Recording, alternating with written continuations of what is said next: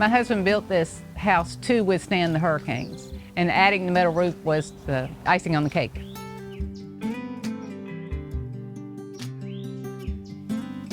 We've lived on the Gulf Coast for about 40 years and built this house in 2005. Started out with a shingle roof. And in about 2018, we decided it was time to replace it. So we opted for a metal roof, and we've been very pleased with the metal roof. We're outdoors a great deal. One of the beauties of this site is the park across the street and access to the bay. We enjoy a lot of water sports and boating, but there is a downside in that we're subject to dramatic changes of weather. I like to call it a blessing and a curse. All the wonderful things that we get to do on the Gulf Coast, but we get the storms. So it's very important to make sure all your building systems that are incorporated in your house are prepared to accept these winds without damage. During Hurricane Sally, we were standing at our front door looking out over the bay, and the trees were snapping off. We saw 4 trees snap and felt very safe and secure in our house. Our house fronts the Mobile Bay looking west.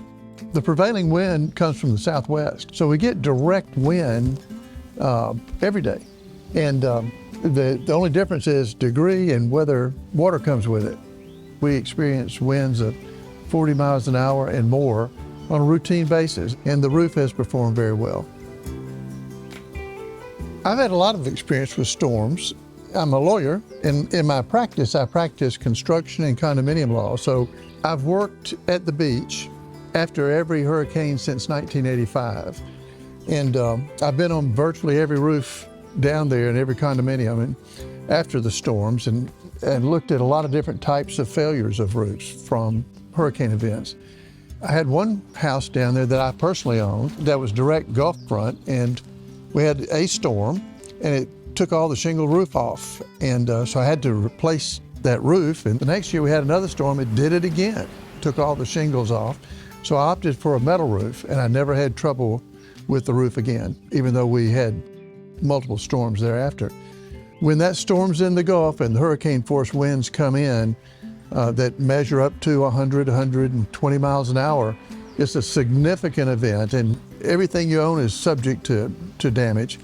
And every step you can take to minimize that risk, such as the metal roof, it's worth the expense and the time invested. And so when I felt it was time to replace this roof, I felt like I had a good deal of knowledge to source the best roof for this house. And then I searched the different vendors, and I felt like I selected the right vendor for my roof. Knowing that the vendor is part of an association that has the benefit of working with other vendors and learning and getting better at their trade, I think absolutely that affects my choice. Color was important. I wanted a standing seam roof. I thought it blended in perfectly with the design of the house. One interesting thing about this roof is when I had shingles, leaves would collect in the valleys on this roof. And that problem to clean leaves off the roof doesn't exist with the metal roof, which is a plus for me. I've been very pleased with the lack of need for maintenance on this roof. Any money you spend on a metal roof, you get back at point of sale. And the better the roof, the more important that factor is. I'm smiling because after the new roof went on, a couple of our realtor friends came by and said, "Oh gosh, I love your new roof." The only thing I would have done differently is gone with the metal roof originally. I didn't as a cost-cutting factor when I built the house, and that was a mistake. I would have been better off had I started out with the metal roof.